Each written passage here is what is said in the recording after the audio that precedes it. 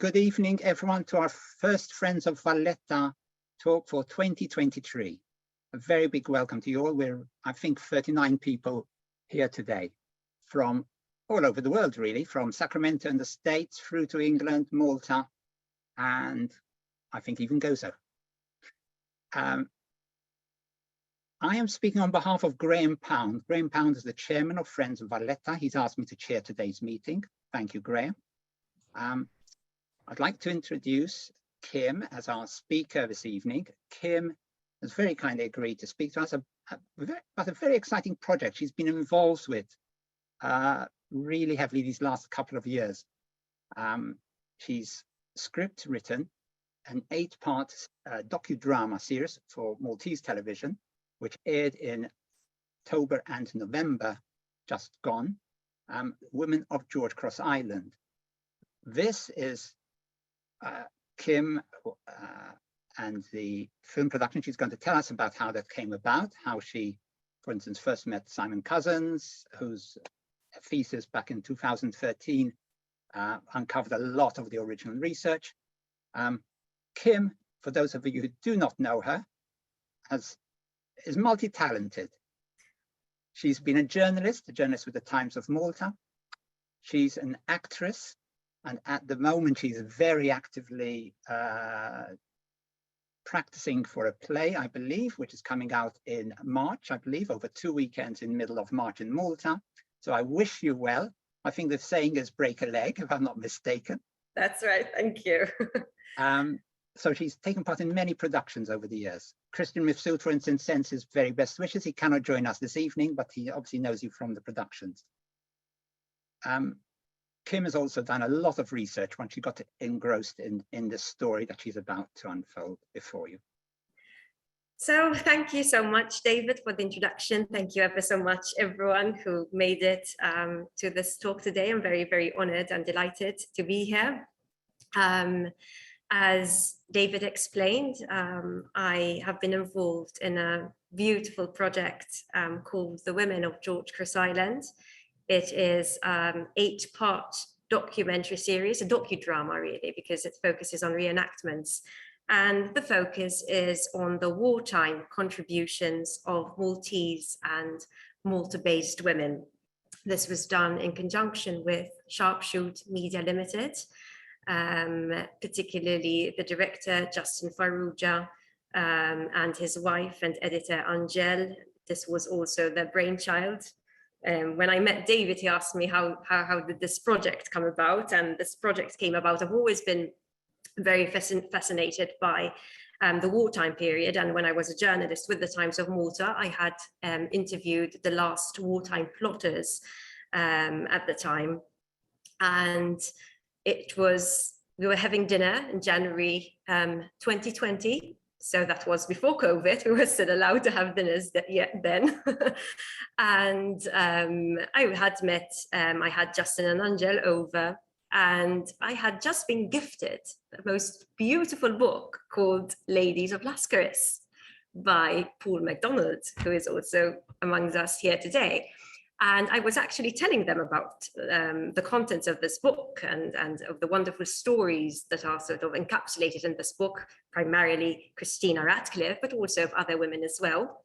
And I was, speaking really passionately about what I had just read. And then 2 weeks later, I received a call from Justin, and he says, Kim, how do you feel about writing a documentary series focusing on women in World War II? And my answer was a resounding yes. So I had to do it. But obviously, it's been quite a journey. It's been a 2-year journey because there was a lot of research that had to be carried out. Of course, there is some literature. So apart, from Paul's books, Frederick Gallia collated Christina Ratcliffe's stories. Simon Cousins mentioned as well, carried out a master's dissertation focusing on some of the women. So there has been some work done. However, I felt I needed more on some women whom we have not heard about, and also even on some of the women that we have heard about. When you're writing for a TV production, the cold stats and figures are not enough. You have to imbue the series with emotion, right? With human emotion, especially when you're having reenactments where we're casting actors to bring these people to life. So that sent me on a merry journey through multiple archives, national archives, newspaper archives, Times of Malta archives, wonderful conversations with family members of these women who have been incredibly supportive. And I really want to thank them from here. They've supported me every step of the way. They have opened the doors and the hearts to me, shared with me private archives, private documentation, and I've been ever so lucky and ever so blessed to get to piece together the stories of these women. So without much further ado, I'll just, so this is telegram, which I came across in the National Archives of Malta. This was a telegram sent on Women's Day, 1943. It is, in fact, a message by Lady Mac Robert, who was the president of the International Women's Day Committee. And she says, women of Malta are symbol to women of the entire world for courage and fortitude. And that sentence really, I came across it in the beginning of my research and I was like, wow, the fact that, you know, the UK in this form is recognizing the incredible work of Maltese women. Malta had, as you well know, a very tough time during the war. So this is 1943, the Blitz, the worst of the war in Malta has passed, but Malta suffered tremendously. And women's particularly, who have perhaps been underplayed, undermentioned. So it is wonderful to have them acknowledged in this way in 1943. And we hope that through our docudrama, they are acknowledged today in 2023. And we hope that the names, the greatest satisfaction is having the names being spoken again on people's lips. So that is the most beautiful sort of thing that emerged from this to me. In a very brief nutshell, so these are some of the women who feature in the docudrama. I will mention them very, very briefly, but in the interest of time, we have chosen to focus on two of the women particularly. So you'll see the wonderful May Ajus. May was the secretary of Mabel Strickland, the formidable editor of the Times of Malta and its sister newspaper, Il Berqa. Joan Alexander, who wrote the biography of Mabel Strickland, writes that only two people were not afraid of Mabel. One was May Ajus on the left, and on the right you will see also Winifred Kutayar-Beck. Winnie was a news editor and Reuters stringer during the war. So we've seen Mabel. Josephine Burns de Borno features briefly, very briefly in my docudrama. We would love to feature, I would actually love to explore more what she did because she was incredibly important in the fight towards women's enfranchisement in Malta. Josephine spearheaded the Women of Malta Association, which was set up during the wartime period and fought hard for the acquisition of women's voting rights, which eventually was given in 1947. So she had a very important contribution to make as well. We see beneath Carmela Frances Turner, née Cortis, known as Meme. Meme was a nurse, as you can see from her attire, at the Mtarfa Military Hospital. Meme blessed us with her memoirs before passing away. So we have a wonderful recollection, which her family very kindly made available to me, of her wartime memories, which gives us an incredible insight of what it was, what it meant at the time to be a nurse operating in such trying circumstances. Christina Radcliffe, for many of you, needs absolutely no introduction. She was a phenomenal woman contributing as an artiste, forming part of a cabaret troupe that toured, you know, the different messes in Malta as well. And then obviously she was also a wartime plotter.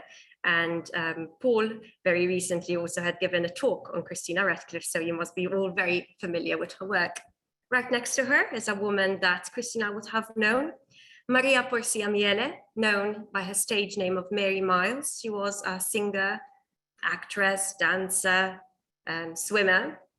who also performed in the Whiz Banks with Christina Radcliffe and went on performing even through the Fly Gang during the wartime period here in Malta to really keep the morals troops up high. Irene Kondaki is a discovery by Simon Cousins. He was the one to first bring her to light. She was one of the few, if any, female doctors during the wartime period, based in Sliema, a formidable woman with an incredible story. And she was credited with stamping out scabies from Maltese schools. So a wonderful woman there. At the very bottom, we have Eileen Clayton, known as Mike Morris, her maiden surname. She was British, a corporal, forming part of the Women's Auxiliary Air Force in the UK, and she came to Malta only for 2 months during the worst of the Blitz, but she was credited with greatly improving the way intelligence was being filtered through and acted upon. So by the time she left, she had improved the length of time it took for the aircraft, a light aircraft, to get airborne in time for an incoming attack. So she really helped down in filtering the RT traffic that was being captured through the various radars across the island. They used to hear the pilots conversing between themselves, the German pilots as well as the Italian pilots, so they would have a heads up of when an attack would be coming. Henrietta Chevalier is one of the women I will be speaking to you about in a minute. So I will be addressing her story very soon. Right next to her is Gemma Sands, née Chevalier. Gemma is one of her daughters. I am immensely indebted to Gemma's children, Maureen and David, who have been incredibly supportive in helping me tell their mother and their grandmother's story. And at the very end, we will have Mary Alul, who is also one of the women, if time permitting, I'll be able to speak about. Mary and Henrietta, I find them to be quite opposites in terms of their stories. One is based in Rome, the other in Malta. One we're quite rich in the information that we find on her. The other, there's a dearth of information about her. One physically, one was petite and small. The other was, tall and strong. But I think what unites them definitely is their devotion and dedication to the cause. So we'll be touching upon them in a second.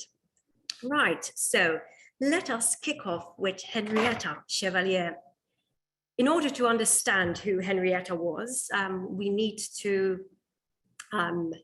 travel back to 1943. So Italy surrendered on the 8th of September 1943. And as the new Italian government allowed the Allies to land in Salerno, the Germans snapped into action. And on the day of Italy's surrender, Hitler launched Operation Axis, as it is known, which is the occupation of Italy.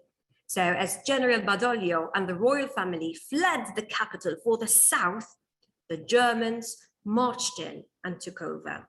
And this is the climate that we find Henrietta. This was a 9-month ordeal for the people of Rome. Who was Henrietta Chevalier? Henrietta Chevalier was a Maltese widow at the time. So Henrietta was born in Sliema in 1901.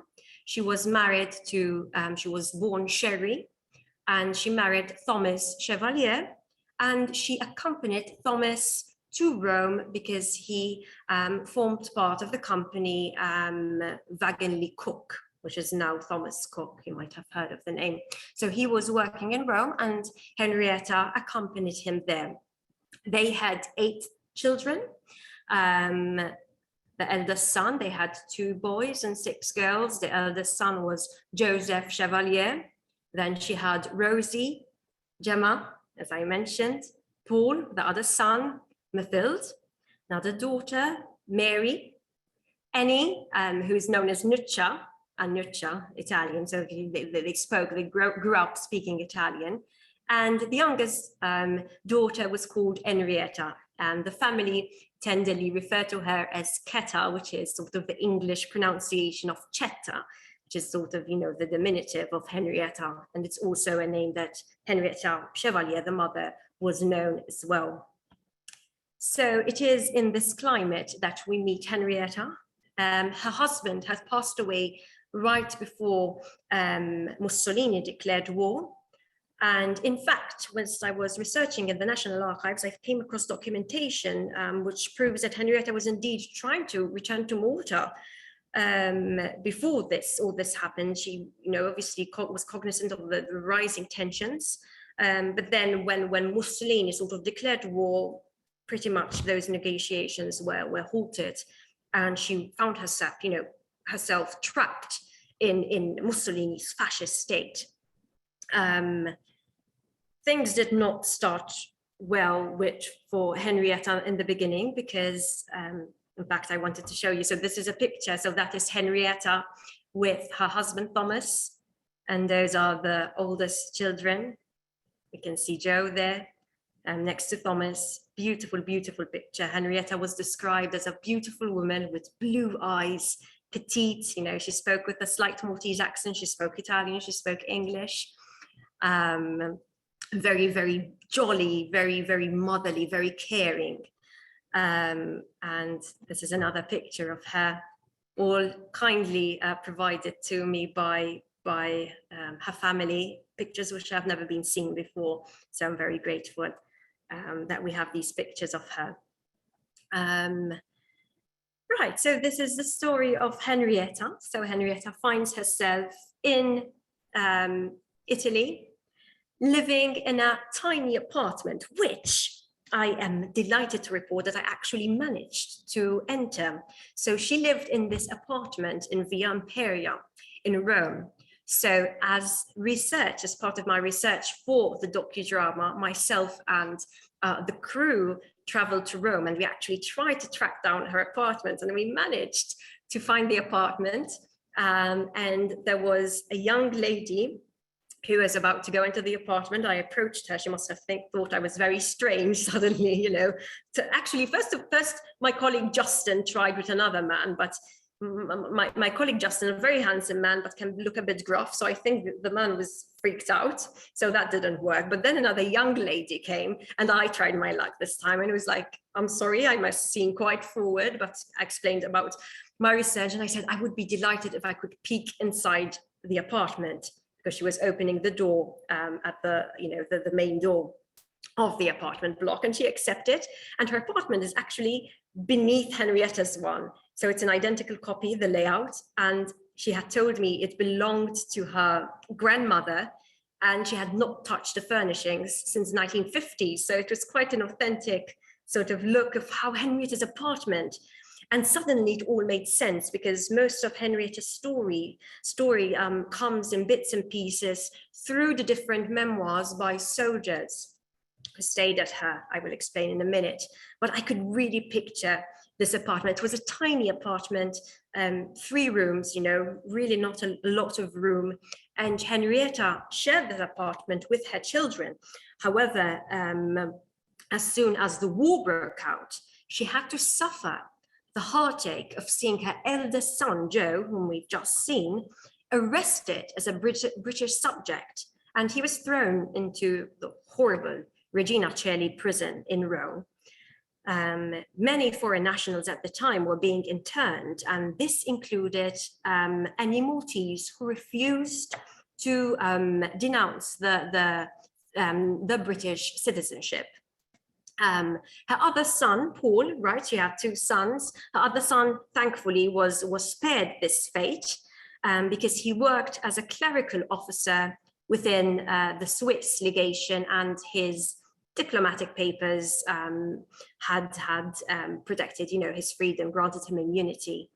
Henrietta, interestingly, also refused to denounce her British citizenship, but she's a woman. We don't care, she poses little national risk, so no one really bothered about that. It was the males, unfortunately, who suffered in this case. So she lived with her remaining daughters in this apartment. And that's where in 1943, she was paid a visit by the gentleman you see on the screen. That is Monsignor Hugh O'Flaherty. Monsignor Hugh O'Flaherty is an Irish priest operating from the Vatican, and he was responsible for setting up what was known as the Rome escape line. So obviously, at the time, with the Nazis occupying Rome, and before that, Mussolini's surrender, you had a number of prisoners of war who were released or left unguarded in the prison camps, and they escaped. But then obviously the Nazis came in, and suddenly they found themselves trapped. And obviously they needed shelter, they needed to hide, they needed to escape. So Monsignor O'Flaherty created this escape line, providing shelter for these different prisoners of war. And Henrietta was one of the very first people he approached for help. Now, I really must stress the incredible danger to undertake such a venture. The Nazis had made it very clear through posters that were splashed across the walls and through messages over radio stating that anyone found harboring prisoners of war would be shot, would be executed. So this is the climate that Henrietta was operating in, and this is the environment she found herself in when Monsignor O'Flaherty approached her and asked for her help. And in fact, there were also other Maltese people involved in this. There was Father Egidio Gallia, Father Aurelius Borch, Father Ugolino Gatt, and Brother Robert Parch. And they all contributed to this incredible operation. This operation is credited with saving over 3,000 prisoners of war, which is an incredible figure. And these people put their life on the line. And Henrietta was one of the very first people to really put herself out there. She was given a code name. She was known as Mrs. M. We suspect probably M for Malta. But obviously she was given a code name because if any of the soldiers who had stayed with her were caught, and under torture, they could reveal her identity. And Henrietta Chevalier was a unique name. There weren't any other Chevaliers in Rome, so she would have been easily identifiable. So she was known as Mrs. M to the soldiers, but actually the soldiers called her mother. So for them, she was the mother. She was an incredible, caring figure. In various memoirs of different soldiers who stayed with her, they paint this portrait of this incredible, generous woman, incredibly brave, not naive. She did know the danger she was under, but she had this immense faith in God. And, she just got on with it really and truly. And obviously, as part of this, her family were also involved in this operation. So from all her children, Gemma, who I mentioned before, was the one who was most involved in her mother's operation. So, they would accompany the soldiers outside, because a lone man walking by himself, in Nazi-occupied Rome was suspicious. But perhaps a man surrounded by a couple of ladies, young ladies, that's not so suspicious. She used to, accompany them. They used to also obtain food. Food obviously was quite scarce, but Henrietta had an incredible network on the black market. She was wonderful. She managed to obtain this incredible amounts of food. And in fact, in one of the entries by Major Sam Derry. So Major Sam Derry was assisting Hugh O'Flaherty in this operation, and they were sort of, allocating funds for the different people who were, part of this operation and sheltering, providing shelter for fugitives. And he says, everyone gets a piece of the cake, everyone gets some money, apart from the bountiful, he says, Mrs. Chevalier, who has absolutely no problem, providing her boys, as she called them, with food. So she was also always fussing around them and making sure they're well fed. That is her daughter Gemma, who I've just mentioned. She was still very young at the time. She was a basketball player, very brave young woman who really supported what her mother was doing and really got on with it. And what is incredible as well as about it is that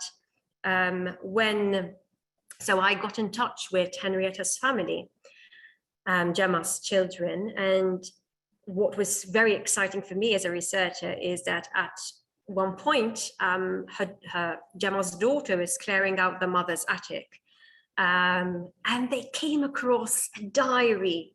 So Gemma had kept a wartime diary. And for a researcher, can you imagine? It was like I found a pot of gold. I was ecstatic. I was so thrilled finding this beautiful diary, with these, it's written in Italian. And you see Gemma, and she's explaining day by day during the Nazi occupation what's happening. It's gold, it's absolute gold, I was absolutely delighted that they came across it and they made it available for me. Yes, apart from some of the people that she encountered was this certain young student at the time known as Milko Skovic. So Milko, he was a young student, a Yugoslav.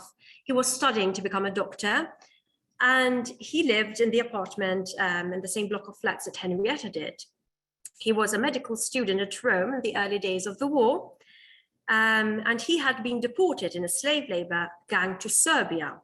He was freed when the camp was overrun by Yugoslav partisans. He lived as an escaped slave laborer without papers in one room within Henrietta's same block of flats in Via Imperia in Rome. And Henrietta had this little arrangement with him so that whenever any of the prisoners of war she was housing were injured, she would care for them because she actually had nursing experience as part of the First World War. So she was capable of caring for them. But whenever they needed urgent medical care, she had devised this knocking sort of system. So she would go outside Milko's door, she would knock, 3 times, and Milko would know that that's a signal that he was called for, that he needed help. So he would follow Henrietta and tend to the injured soldier. And Milko, I included this picture. You might recognize the lady on his left. The lady on his left is his wife. So Milko married the Italian actress, Gina Lollobrigida. She was very recently in the news. Unfortunately, she passed away very recently, I think last week. And he later married Gina Lollobrigida. So it's an incredible way, the way everything comes together. These are some of the notes of Gemma and Henrietta. So those are actually, it's a list, it's a shopping list of all the items. And you can see what a hearty, Christmas lunch she prepared. You can see Roma, 24th December, and then on the 25th beneath it, and it spills into the next letter. And you can see they prepared, Henrietta prepared the most wonderful feast for her boys within the apartment. And in fact, this is beautiful. So this was shown to me by her family. So this is a portrait of a sergeant called Horace Stokes. So that's a picture of him.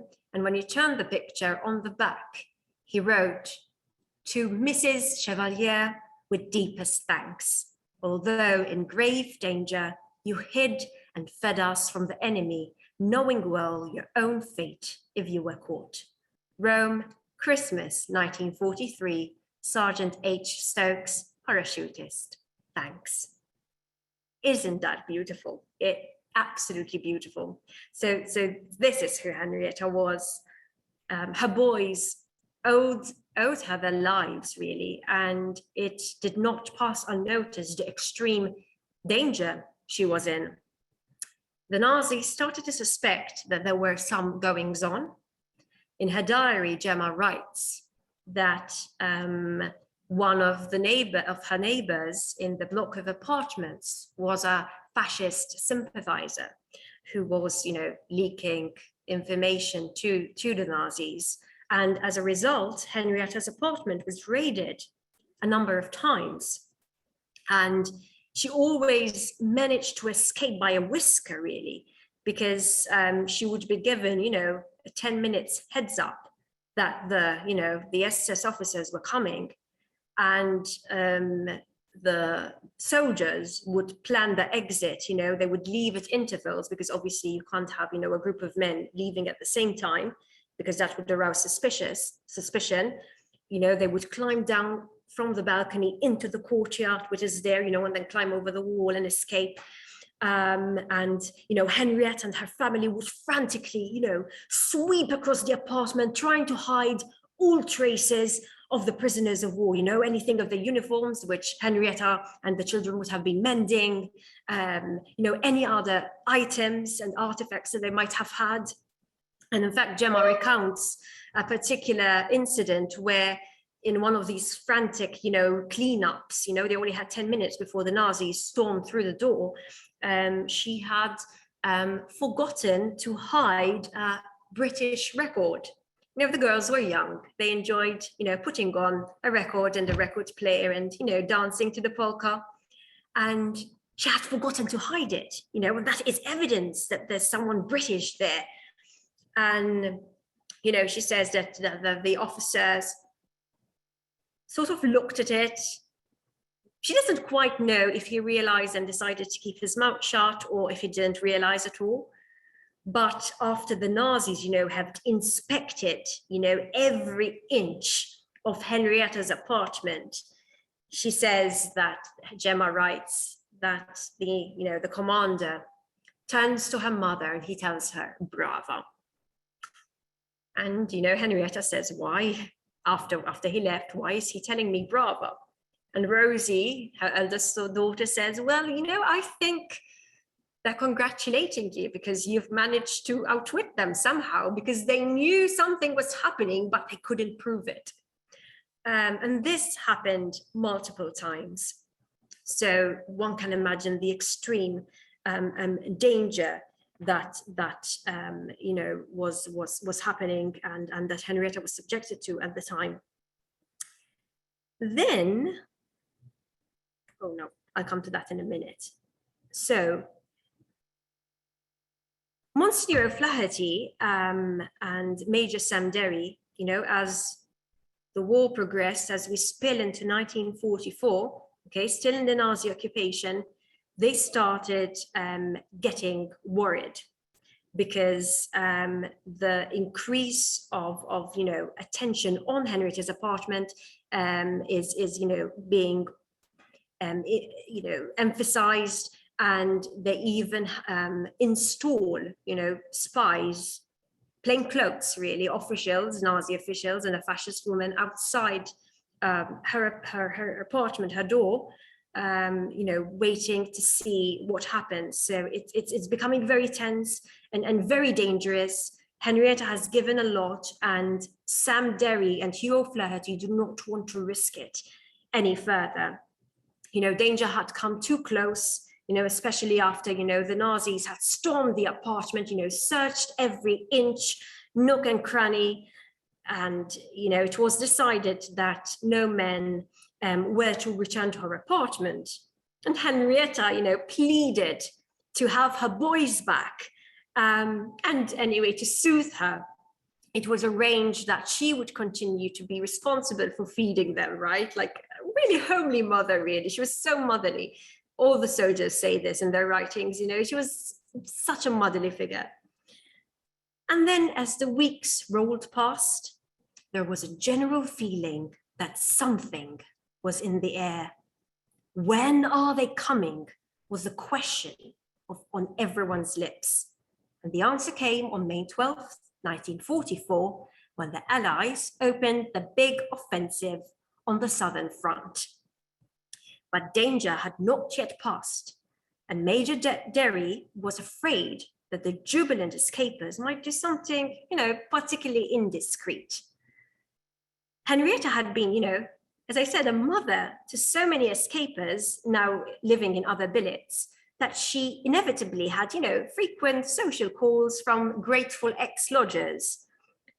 However, it was ordered that all escapers should not, under any circumstance, visit her place.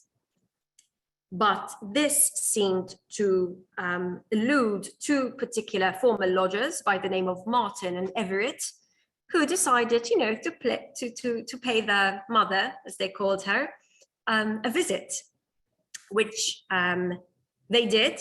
But at that point, Henrietta's apartment was under 24/7 observation. So these men, go in, were met by Henrietta, who at this point is a bit of a changed woman. She's been under so much, she's being now under constant, imagine, having the horrible, SS officers constantly, you're under constant observation. It must have, wrecked her nerves. And they knock the door. Henrietta opens, frantically tells them, listen, you have to leave. We can't be seen talking. They're onto me, that I'm being observed. And, obviously not wanting to put Henrietta in danger, they, sprint out as soon as they get to the door, slow down to a leisurely, walking pace so that they don't, alert the suspicions of the people who are watching them, and they make their way. So Henrietta then had to plan her escape.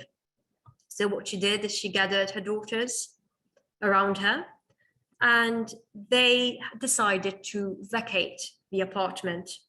So they left in twos, all going in different directions, just holding a little handbag, okay, no luggage, nothing to sort of give rise to any suspicion that they were actually leaving for good the apartment in Rome. And two by two, her daughters and Henrietta vacated the apartment in Rome in Via Imperia, and they reunited at a home of a friend on the far side of the city. And within a couple of days, they were moved out of Rome entirely to a farm where they stayed until after the liberation. In 1945, Henrietta was awarded a British Empire Medal for her extraordinary efforts to offer sanctuary to those in need. But also, what happened to Henrietta after the war? So this was quite of a question mark. So Henrietta, you might find some information here and there, but I always wondered, what happened to her afterwards? Firstly, I discovered that in January of 1947, Henrietta and her son Paul gave evidence in the famous conspiracy trials, where 17 Maltese men were brought over to Malta from Italy and charged with treason. It was quite a big deal, okay, at the time, the conspiracy trials. And I was surprised to learn that Henrietta was actually asked to give evidence. No one knew about this. And I came across, this is one of the articles in the Times of Malta, where Henrietta's statement is recorded. It was read out in court by the prosecutor because both her and Paul were still in Italy.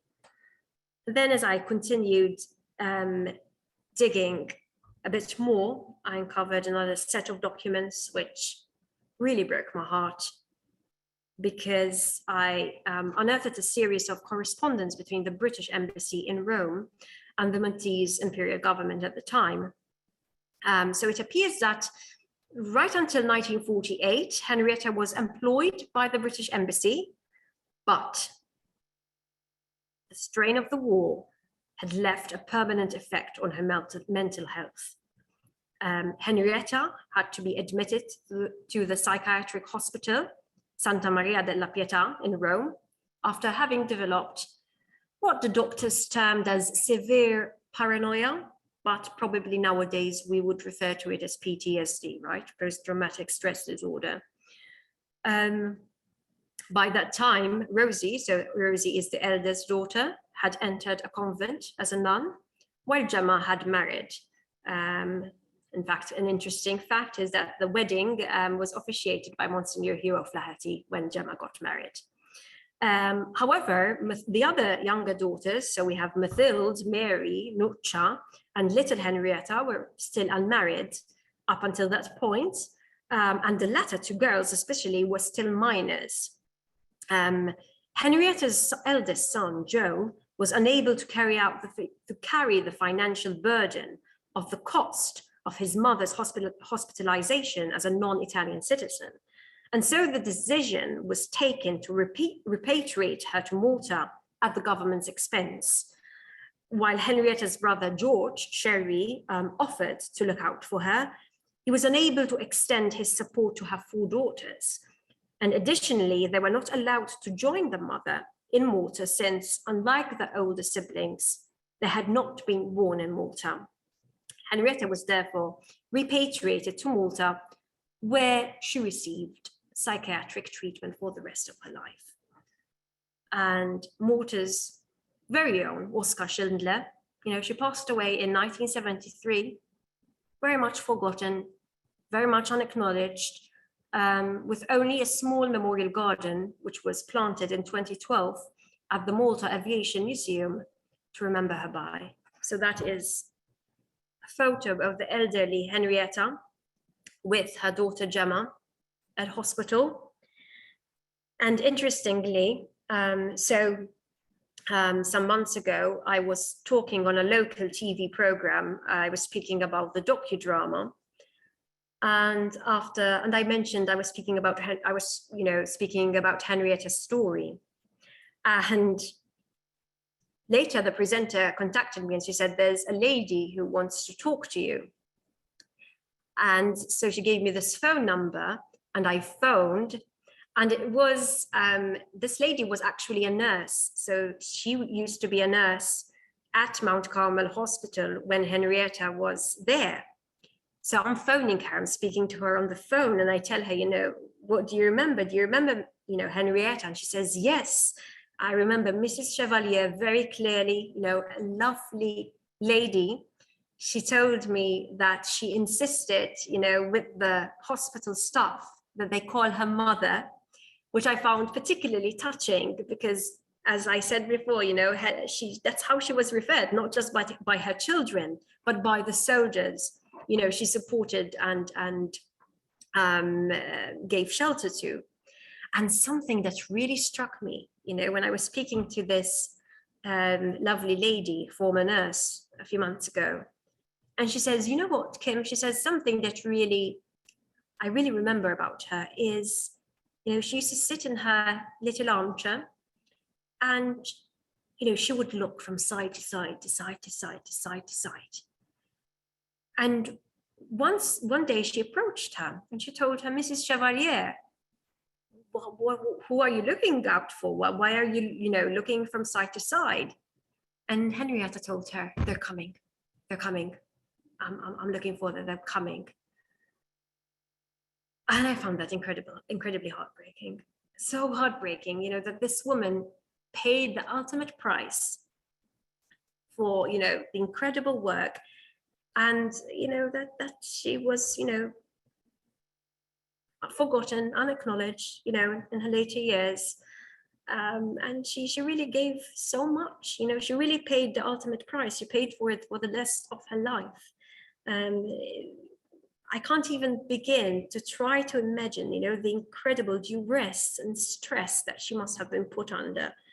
So, yes, I was incredibly touched to hear this anecdote by the former nurse at Mount Carmel Hospital.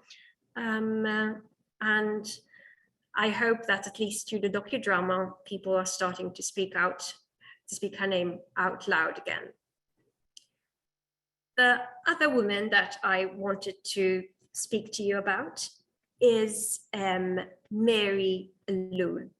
So we're going to, set our brains in a different mode. So from Rome, we're going to go back to Malta to understand a bit more about who Mary Lul was.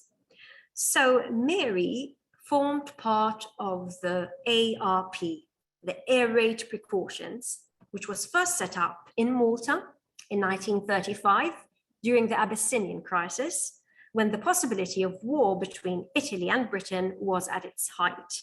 It was also known as the Passive Defense.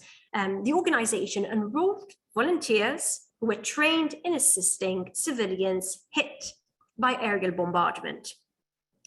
So the ARP in Malta was organized on a regional basis. We had centers in Valletta, in Floriana, Marsa, Cottonera, Sida, Slema, Mosta, Rabat, Attart, Tarshin, and Zurrieq. And each of these centers was served by an ARP squad of around 40 men and women, a medical officer and a chaplain, under the charge of an ARP superintendent. The ARP were responsible for directing people into air raid shelters, making sure that gas masks were carried around in case of a gas attack. Obviously, interestingly, Malta gas was not used during the World War II, but people were supplied with gas masks nevertheless, just in case. They were tasked with enforcing the blackout regulations and rendering any first aid required to the victims. So this is the setting in which we meet Mary Alloon. I was very much fascinated about Mary. So I first heard about Mary through the wonderful author who I also managed to interview, Lina Brogdorf, who wrote a wonderful book called in Maltese Sireni u Serenati. And there's also an English translation of this book, which is called Serenades Amidst the Sirens. And she basically writes about her wartime memories, Lina Brogdorf, a very celebrated local author, still alive, still doing well in her 90s, very clear, sharp memory. And she, recounts an episode where Mary helped her family. But also really and truly, if you go to Slema and just walk around Slema as I did and then speak to the elderly there, many people remember her. Many people remember Mary quite well. So she's quite a fixture in the popular imagination of the Maltese here. But what also struck me is that we know so little about her. So everyone knows who she is, or most Slema people know who she is, but she's also a bit of an enigma. She's very mysterious. We don't know when she was born. We don't know when she passed away. So I was very struck, by this duality, as opposed to, for example, Henrietta, where I managed to find quite some information, and information existed also before, but one can find information. Mary is a bit more difficult to come across information about her. So what we know is that Mary joined the ARP department on the outbreak of war in 1940. So she was based at the Slema ARP Center at the time, which was housed at the government primary school, and she even slept there. She was hardworking, she was fearless and kind-hearted, and many people owed her their lives during the wartime years. What's unique about Mary is that she was particularly renowned for her phenomenal strength. So you can see her in the photo here. She is, the second on the right, the only female, all the males, a strong, tall, robust woman. And she was very much often referred to as Mary Man because of it. She had the strength of four men, they used to say. And in fact, prior to the war, whenever, drunk sailors would cause trouble, Mary was known to quickly bring the situation under control by, grabbing a pair of sailors in each hand and sending them flying out of the bar. So she was this incredible woman with incredible strength. And so she was very easily recognizable to her height, her size, her strength. She had a deep voice, she had a long masculine stride, but she was incredibly kind-hearted. And the number of people who I spoke to recount various incidents, when Mary helped them. So, for instance, one woman told me about when she was a little girl, she tripped in this crater that was formed by, a bomb during one of the air raids. And in it, there was this tin of corned beef. And she cut her knee on this tin. And, Mary just swept through and provided her with the first aid that she needed. Mary was also very strong. So after air raids, when you had all those buildings collapsing, Mary would lift, the debris and these heavy rocks and save people who were trapped, suffocated by the weight of the crumbling, buildings and the dust, and she would rescue them. So from beneath this, and so many people owed her their lives. Another lovely lady also spoke to me about how her house, so this lady's house in Sliema, her family's house, had been hit during a particularly heavy attack, and somehow there was this unexploded bomb in the middle of the sitting room, and Mary, as part of the ARP, was called to assist. And this lady, tells me she remembers, she was still a little girl at the time, but Mary, just walked through, nonchalantly, just, grabbed a carpet, wrapped the unexploded bomb in the carpet, hoisted the carpet on her shoulder and just marched out. She was that kind. She was incredible, So she very much lives on in people's imagination. But I was dying to find out a bit more information about her.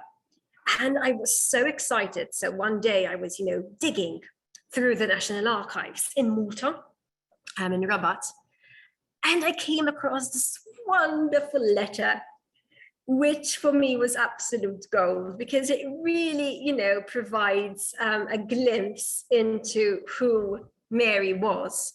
So this is a letter penned by Superintendent Jones, who was, heading the ARP Center in Sliema, and it is addressed to C.H. Sansom. Sansom was the head, of the food distribution office, and here he is asking, most respectfully, as you can see, to be granted. For Mary to be granted a ration allowance. Obviously, food was rationed at the time, and there were different rations for males and females. So males were accorded more food, essentially. And he writes, that he respectfully begs for her to be granted ration allowance, and her particulars are as follows. She joined the ARP on full-time duties since the beginning of the outbreak of war with Italy, has been examined and qualified to render first aid to the injured, sleeps in the center, and although she is generally addressed as a woman, she mingles with the men in everything and is capable of doing more hard work than any average man. She is very reliable and proved her worth in ARP work on several occasions. I have no hesitation in giving her a good recommendation. So this is a really, beautiful insight. And I am pleased to report, just in case you are curious, that yes, the request was accepted and Mary was granted, larger food allowance, ration allowance during the war. Something else that I also came across, so this is Mary as perhaps she is most known. This is a photo, snapped during the worst of the war. I believe this is in Manuel de Mex Street. And you can see Mary, surrounded by the rest of the ARP wardens, nonchalantly just carrying a boulder as if she's carrying a baby. With her shock of white hair and glasses and billowing dress. She has her satchel with her first aid kit, strapped around her. And very much this is how she lives on in people's imagination.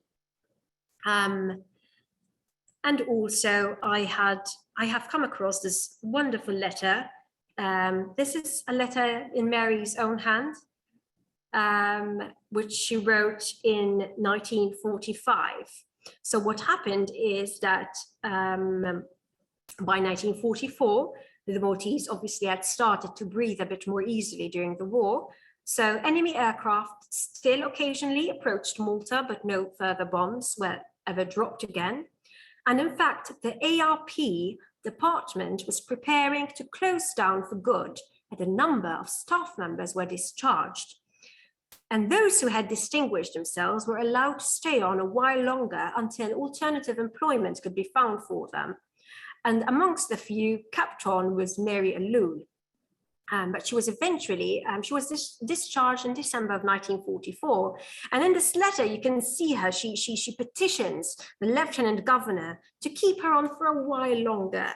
So she explains that she was in strained circumstances, I'm quoting here, with a widowed sister to support. So she writes that here.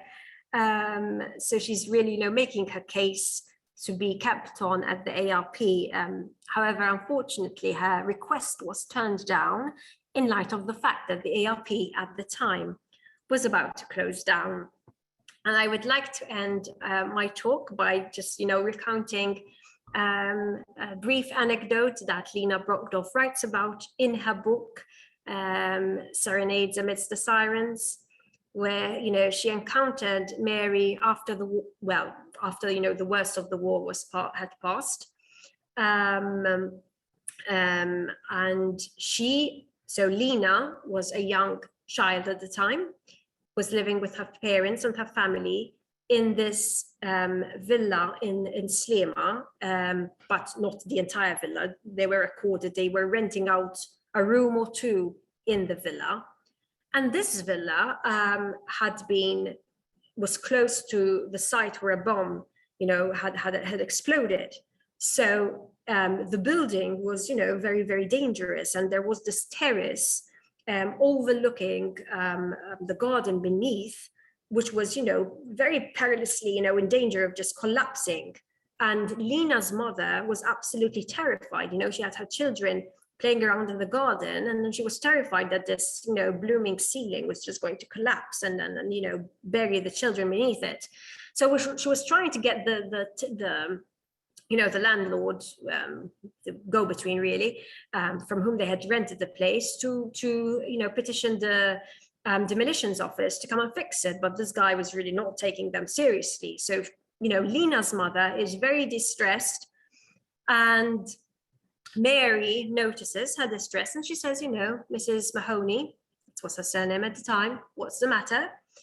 And Mrs. Mahoney says, I'm ever so worried that this, ceiling is going to collapse, and this place is dangerous, and I've been trying to get them to fix it, but, he doesn't want, the landlord doesn't want to fix it. And Mary said, leave it up to me.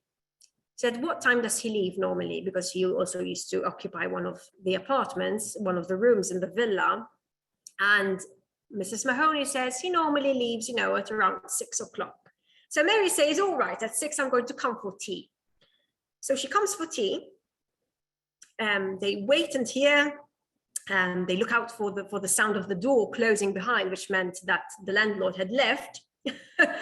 And Mary tells Mrs. Mahoney, make sure that all your children are safely, locked up in the bathroom. So Lena, okay, she's the author, she's writing about this as a child. She was the eldest of her siblings. So they're all ferried away, to the bathroom and told to stay there and not move. So they're there in the bathroom. Mary and Mrs. Mahoney climb up, the stairs and get to the door where the terrace is beneath them, this terrace which is in danger of collapsing. And Mary tells Mrs. Mahoney, stand back. And she grabs one side of the door, the other, ledge of the door. One foot is inside.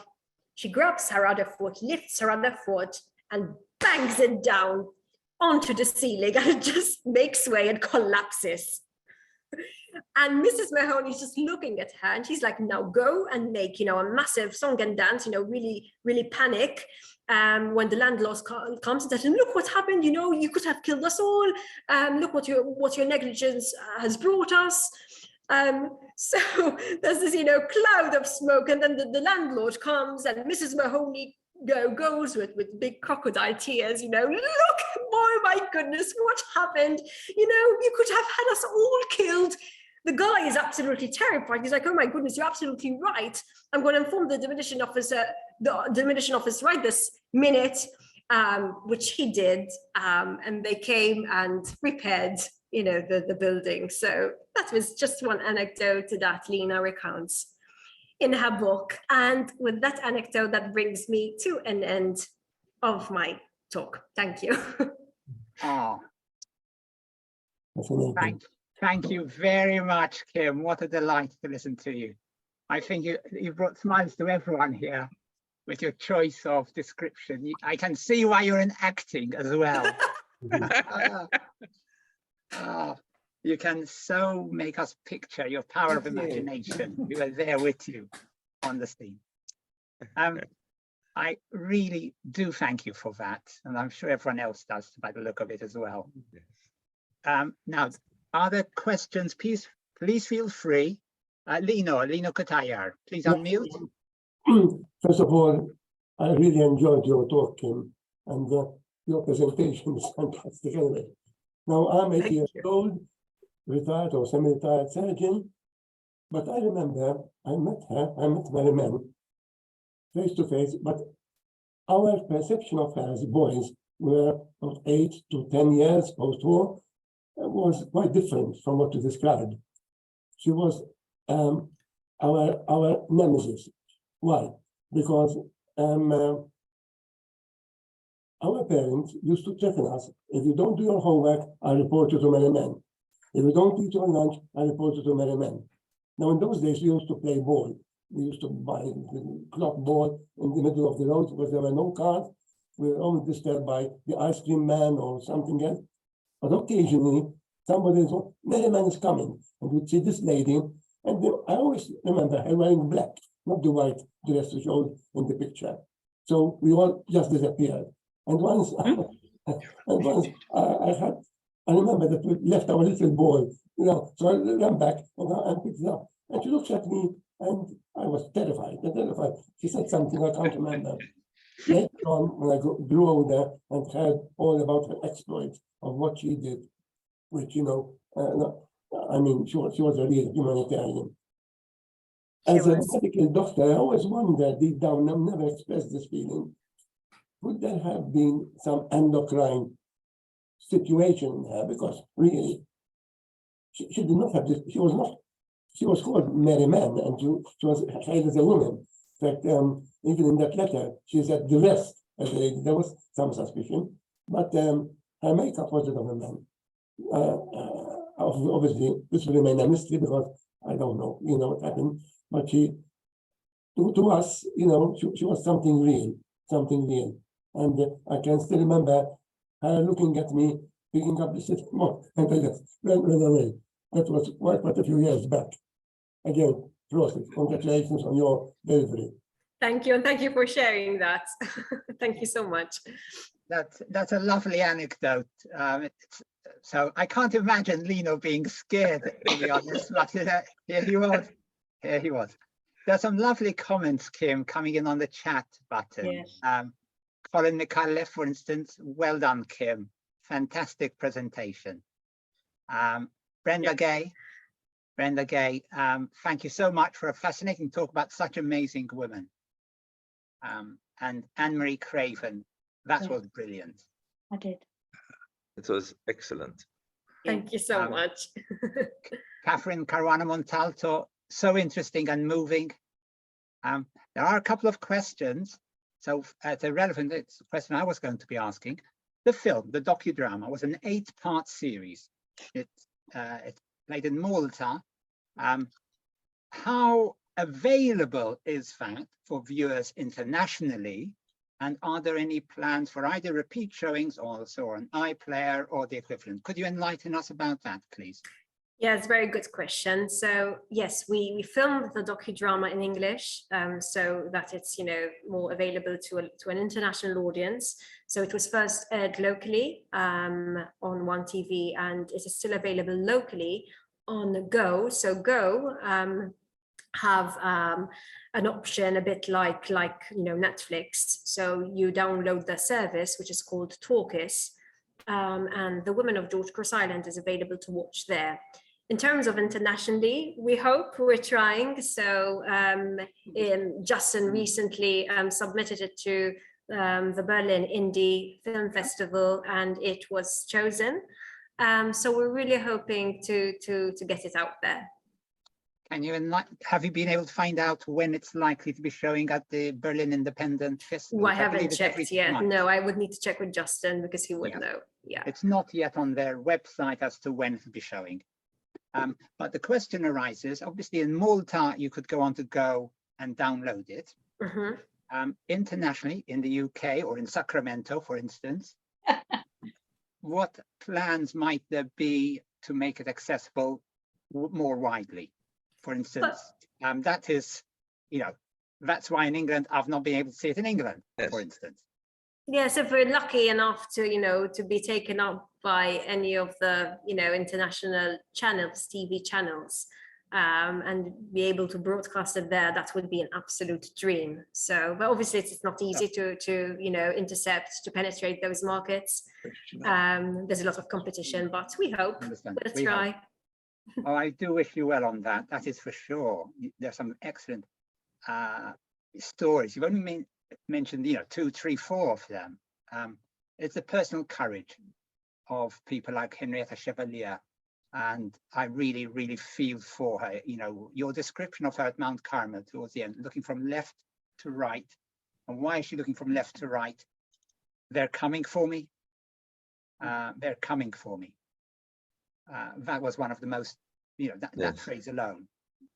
David, Mark, can I butt in there? Because Kim doesn't know that I'm a psychiatrist. Well, I work in psychiatry, and I'm a friend of the director of Mount Carmel, of Dr. Grech. I have seen patients like that. I've seen somebody who came over from Kosovo and ended up in a psychiatric unit in Luton on clozapine, which is the most potent drug for schizophrenia. And what it was, and if I ended up writing this up, writing about this, if you get repeated episodes of trauma, the first episode gives you PTSD. If you have subsequent episodes, as happened with this particular guy, you end up almost indistinguishable from schizophrenia, from really major paranoia. But what I think when you and I meet up, I'm actually meeting Anton Grech. Perhaps we ought to do something about some sort of memorial for her there. Oh, that would be lovely. And in fact, I do confirm what you're saying, because then in medical documents that was kindly made available to me by her family, but later on in the 50s, she is termed as having schizophrenia. So yes. You're precisely correct. Yeah. Yeah. Oh, that would be lovely. Yes, the patient I saw, just to say the story, he got himself, during the Kosovo War, the Serbs put him up against the wall and did a mock execution. And then he got away and got to England on a truck. But then he and his father were in a motor accident, and that was the second trauma because his father died. And from then on, he ended up basically, but if you think about it, she couldn't have had schizophrenia when she was helping people in Rome. Precisely. So it's quite obvious. It's about the trauma. Yep, precisely. I'm glad you highlighted that, Mark, and I'm glad you highlighted that, Kim. That's for sure. So your idea of a memorial at Mount Carmel, that's a very fitting place for it. Well, she lived there for a long time. But you know, I think Kim and I need to take the opportunity to talk about it. And I've got some work. We're doing some work, me and Anton. Okay. I'm seeing him while I'm here. Thank you. We'll do that. Thank you. Edward and Janet Barkway. Janet, I think you raised your hand just then. I did. Kim, that was wonderful. Thoroughly enjoyed that. Just going straight off, I mean, all these women were marvellous. There ought to be a memorial in Malta just for all the women somewhere. I was particularly fascinated that you mentioned Memi. She was a GCIA member. Her husband is still alive. And I just wanted to, I'm thrilled that her diaries are being left with you. I think that's thrilling. I just wanted to share a lovely little story she told me many, many years ago at the time when she was interviewed by James Holland. And she said her parents were incredibly strict and she wanted to be a nurse against their better judgment. Her father wouldn't let her stay at the hospital. And after a busy shift, not only did she have to cycle home, but there was enemy aircraft around the place. And she said she often used to have to fall in a ditch with her bike. And the thought of Memi, when I knew her riding a cycle on the roads in Malta then, I'm in touch a little bit with her daughter because she looks after Les. And I'm going to say that it was all mentioned on this because you know, if it was my mother, I'd be thrilled, and they must too be absolutely thrilled that she's still so regarded in one of your talks. Thank you, Kim. It was marvellous. I thoroughly enjoyed that. Thank you. Thank you. Kim and Janet, this talk is being recorded. So yes. once Peter does put it up on the Friends of Valletta website, yes. it'll take a little while, but you know, give it a yes. chance. Then you can share that link. There's a talks yes. archive on, just like you registered for this talk through Friends of Valletta website. Yes. There's a talks archive, which is where, Kim, your talk will be available for others. In itself, it's also part of the research. For instance, you know, we've brought out a few strands here. Yes. Kim, I was impressed also, talking about memorials, that you mentioned the memorial at the Malta's Aviation Museum to Henrietta Chevalier. Could you just tell us a little bit more about how that came about, please? Why there, for instance? Yes, actually, recently I was speaking to Ray Polidano from the Aviation Museum, in fact, and it turns out, you know, one of these strange coincidences that often comes about, and I've had a couple of them, Paul knows, and his wife is actually related to Henrietta, but they discovered that after they started researching her. So the way it came about was, Ray's wife Val. Yes, okay. Yes. Okay. And that came about because in the 1980s, there was a movie starring Gregory Peck on Henrietta, The Scarlet and the Black, I believe it's called. Yes. She's mentioned in it. She's not called Henrietta. They've given her another name, but they say it's a Maltese lady. But she's mentioned there. And then a certain lovely lady, an artist, whom you might know, Maria Rossella Dalmas, wrote in the newspapers, in the Times and the Independent, I believe it was around 2012, a series of articles on Henrietta, which was then picked up, and then the Aviation Museum were in touch with Maria Rossella, and they decided to sort of put this plaque in the Malta Aviation Museum. So there's a little garden there. And I was particularly struck because as part of my research, I visited Killarney in Ireland, which is the hometown of Monsignor Hugh O'Flaherty. And there's the there's the Hugh O'Flaherty Memorial Society, which is based there. And in this, you know, it's an incredibly picturesque village. You know, Killarney is absolutely stunning. And, in this little, piazzetta and this piazza, there's the statue of Hero Flaherty. They had commissioned a statue, and there's this massive plaque, and there's Henrietta's name, massively spelled there. And I was struck how, in the middle of Ireland, in this beautiful village, there's this memorial to Henrietta, and in our own country, there's nothing. Oh, and it's like, oh, we really need to have her name out there. So two things there. And comparison with London in Whitehall, there's a memorial to the women The of World War clothes II, a beautiful hung one, up, like the yeah. clothes of the The individuals. uniforms and clothes, yes. Their uniforms. We should have mentioned something like this in Malta. We That- really should. that would be something very, very special. I have another point. It's the question also raised. You were only, in the time that you had available, you only had the chance to skim over the surface of a few of them, and you were able to expand a bit about 3 of them. Well, I'm delighted to inform the audience, Graham, this is hot off the press, that Kim has very, very kindly agreed to give us a second talk, a follow-up talk, which is exactly what I think we all really do want, because otherwise it's unfinished. We really do want to hear more. So Kim, thank you ever so much for that offer. We all really appreciate it. We'll have to communicate as to find a time in your busy diary and amongst all the productions you're involved with, for instance, with MADC and so on. So we'll try and fix up a date. So I will get back to you after that. So thank you for that.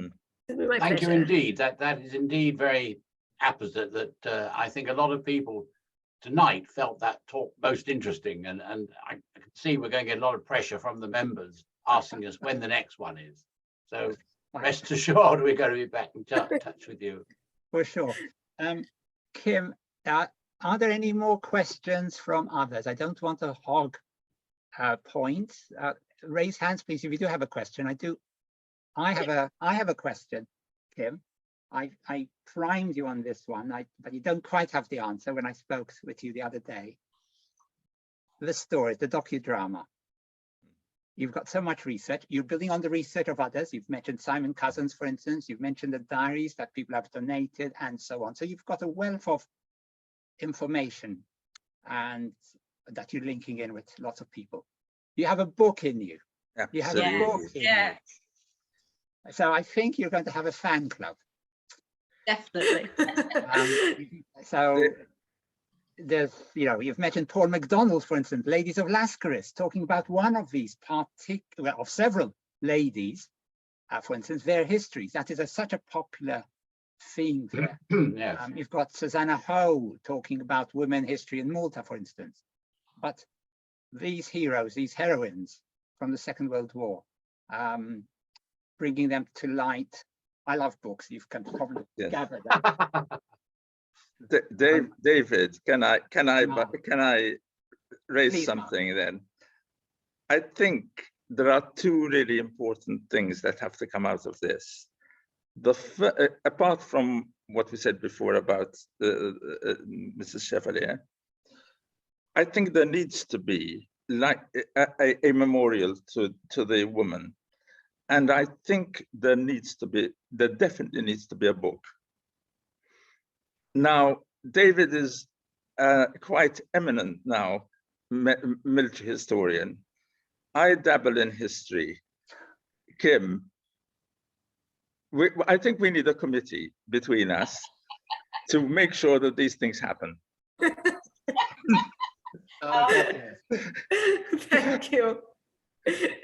I do wish eventually, when I have some time, to start putting everything together, because even the docudrama, obviously it's only 8 episodes, 30 minutes each, so I had to curate each episode, and I had to leave out quite a number of information, quite a chunk of information. So eventually, yes, I've been also asked by Fondazione Patrimonio Malti. They have a journal called Treasures of Malta to contribute, so they're literally just awaiting me to put together. I will probably kick off with Henrietta and then move on to a number of other women as well. So yes, in the pipeline. In the pipeline, I think that's very fair. I will comment. You mentioned when Henrietta was escaping, with her children, her 8 children, and they left 2 by 2. Do you remember you said that very clearly, very evocatively? There is an echo there, and in a very popular film, which I first saw in the 60s, where they left 2 by 2. It's The Sound of Music. The Von Trapp family. Yes. Yeah. Von Trapp, numerous family, and at the end, they all left 2 by 2. Beautiful music to it. It's a lovely ending, as it were. And that, your description there of Henrietta escaping with her children, escaping, their lives at risk, was exactly that. So there's a Von Trapp story in here somewhere. Very true. Oh, that's absolutely right. Yes. We are coming on to 9:25 in Malta. So I think it's, unless there are some. So one thing I have to say, I'm delighted that you're going to be able to give us a second talk in the future. That's excellent. And we'll find on that. The proceeds from this talk, Kim had very kindly agreed for them to go to Dean Lartella, supporting Malta's cultural heritage. The next talk, we can then think of a suitable charity, might be towards one of the memorials that we discussed. For instance, no pressure. For sure, we've got several people in the audience, not just from Friends of Valletta, but also Friends of Millbank, George Cross Island Association, and Janet and Edward there, for instance, myself with GCIA. That was instrumental in helping gather funds for the the Siege Memorial next to the Lower Baraka, back for the 50th anniversary of George Cross. So I can imagine we'd be delighted to help with some of the fundraising and awareness for the women of World War II associated with Malta. Janet, I'm glad you said that. Incredible. So we would certainly support that. Oh, absolutely. Absolutely. Thank you. Kim, any last questions, comments from you before we close for the evening? Well, I just wanted to thank you all. Thank you, David, for the invitation. I've really enjoyed, being allowed to speak about these incredible women. And yes, I'm really delighted. Hopefully, this will spur on a movement so that we keep, remembering them, because they do deserve to be remembered. They do deserve to be remembered. Thank you. And on behalf of the Friends of Valletta, I'd like to say thank you very much for a most interesting evening, Kim. Thank you. Thank you so much for the invitation. Thank you all. Paul, lovely to see you. God bless you. If I might just say that Kim mentioned this dinner engagement, which started this project off in December of 2020, I think, Kim? Yes, January 2020. I have to say that Justin and Annalise had no chance to be anything other than hooked by your enthusiasm. They had no chance. What we need now is someone with your vision and Justin and Annalise's vision to get your series onto UK or American television as soon as possible. Absolutely. And, Well done for tonight. not just that, Paul, because you've just reminded me, and Kim, you're an actress and you're used to the play. And Paul's stories of Christine Radcliffe have been made into a short play, Star of Straight Street. Yes, indeed. Street. I had to watch that, and it was absolutely beautiful. And I want to mention here, Paul has been an absolute pillar of support throughout the entire process of the docudrama. I started corresponding with him back in 2020, then went up to the UK and met him in person. And he has been so incredibly supportive, really contributing, helping, giving us, ideas, looking at the work that was being done, correction suggestions. So Paul has been an absolute pillar, and I am very grateful for his work with us, his incredible body of work that he has already done, and also for his friendship. So thank you, Paul. On that note, mentioning Star of Straight Street, that I'm very pleased to announce forthcoming events.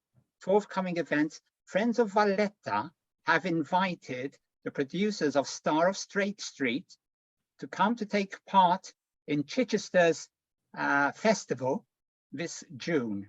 The exact date will be on the program But Star of Straight Street will be coming to Chichester in person, showing twice, and hosted by Friends of Valletta as part of that. So that's Paul. That's something for us all to look forward to, those who certainly can make it to Chichester for that. Kim, without more ado, it is good night, and thank you from us all.